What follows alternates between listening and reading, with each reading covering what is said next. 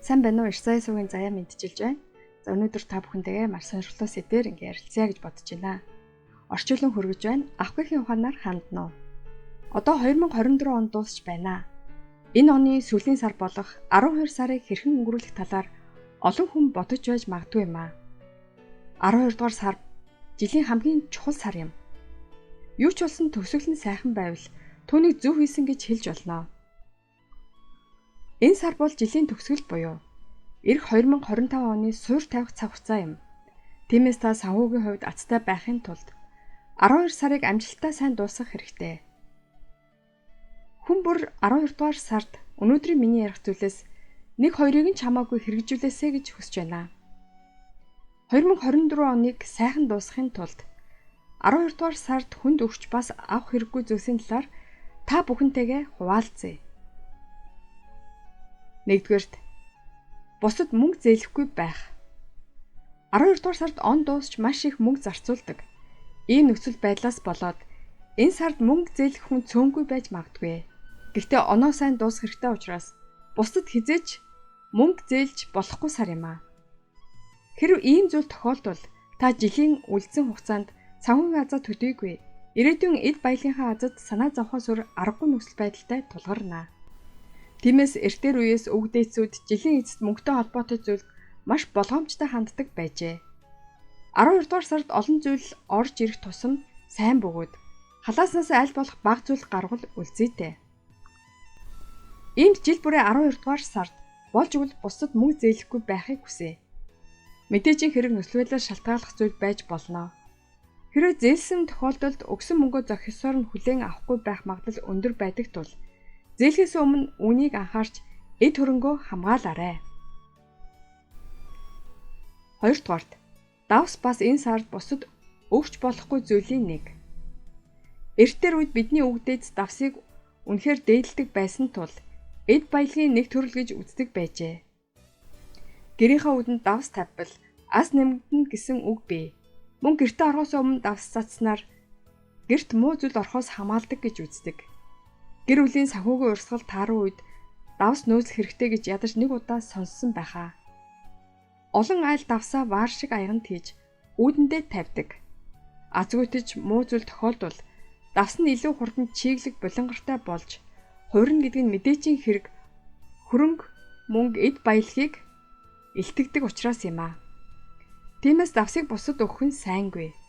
Хамгийн гол нь 12 дугаар сард он дуусч 1-р сар шинэ оны ихэнх үе учраас жаахан хянуур байх нь зөвөө.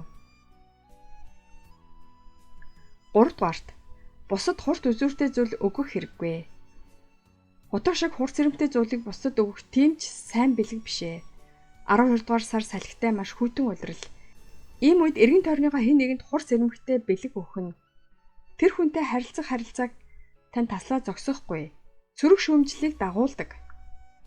Ялангуяа та гэрийн эзэгтэй бол гал тогооны утга нь таны бодож байгаа шиг амархан хаях зүйл биш гэдгийг ойлгоорой.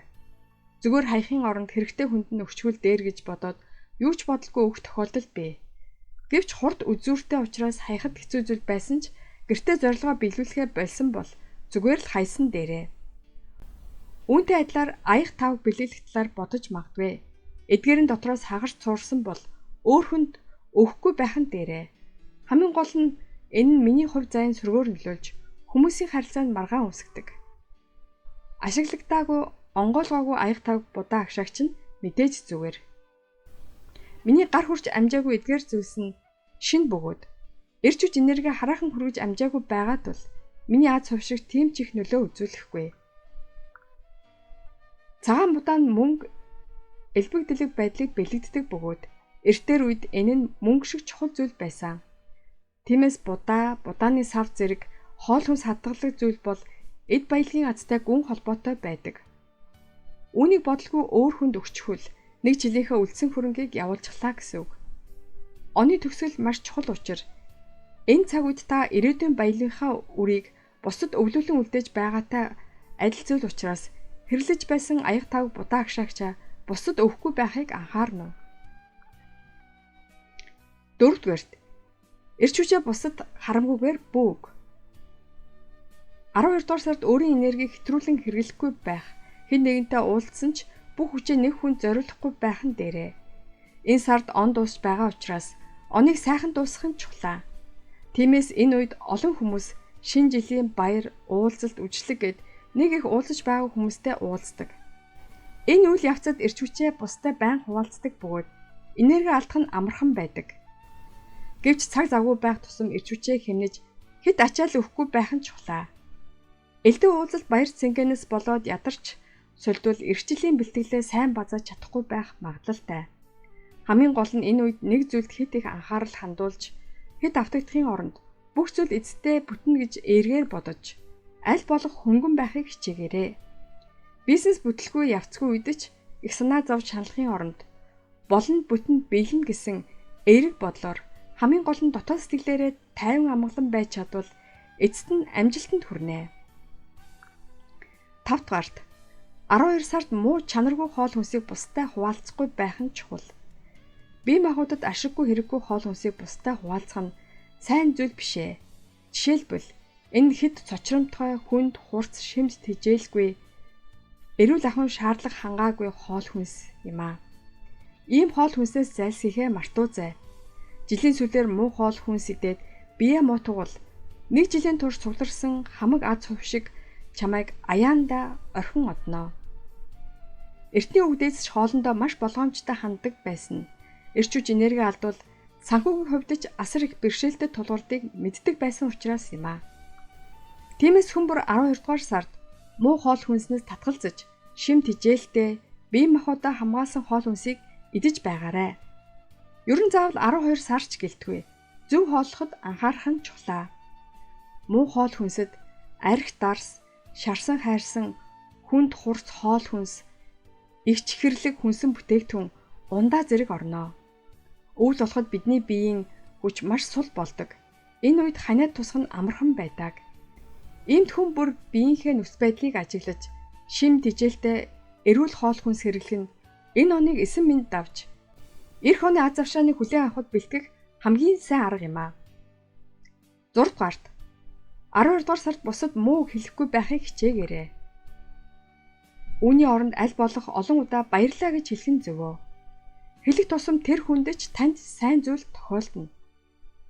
Мянган үрийг үгээр төлж чадна гэх хуучны үг байдаг шиг ямар үг хэлж хэлцэж байна гэдэг нь хүний харилцаанд их нөлөөтэй байдаг. Ер нь бол жилийн эцэст өгч олон цугларалт уулзалт болж олон хүнтэй уулзахын хэрээр алдаа гаргаж магадгүй юм аа. Тэр дундаа олон хүн цугларах тусам зодон болох магадлал нэмэгддэг. Мөн хүмүүсийн хоорондох өчүүхэн ярианаас болж гомдол гарах магадлал бий. Тиймээс ярихдаа болгоомжтой байгаарай.